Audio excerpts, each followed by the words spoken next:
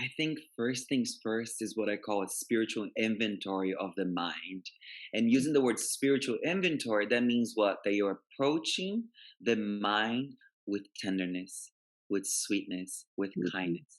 I could just say, take inventory of your mind, and we'll just have this kind of rigid, let me mhm, take inventory of my mind. But saying spiritual inventory, immediately requires you to enter a place of softness, a place of tenderness, a place of sweetness. And what you do in that space, you're going to take inventory of your mind. Is your mind mostly uh, orienting towards catastrophizing the future? Are you constantly in this worst case scenario mindset? Or are you constantly ruminating and overthinking the past? That was my predicament. That was my curriculum. Is constantly mhm, overplaying the past, constantly ruminating the past. And we know that when we're ruminating the past a lot, we're more prone for depression and ruminate and catastrophizers and future trippers. It's more oriented towards anxiety, okay. and in that space in between, it's addiction.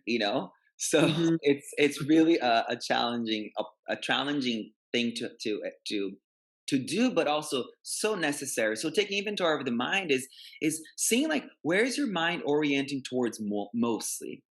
mhm, Throughout the day, are you constantly orienting towards the future or towards the past, or you're really orienting towards this, like, self-loathing, constant anger at yourself, never being able to touch base with your benevolence, never being able to give yourself a compliment, never being able to tell yourself the things that you tell your best friend or that you tell your lover. mhm, So taking and being really honest about it and actually writing it down. You know, redesigning the mind takes you to first accept what your mind is like now. What is the garden of your mind like now?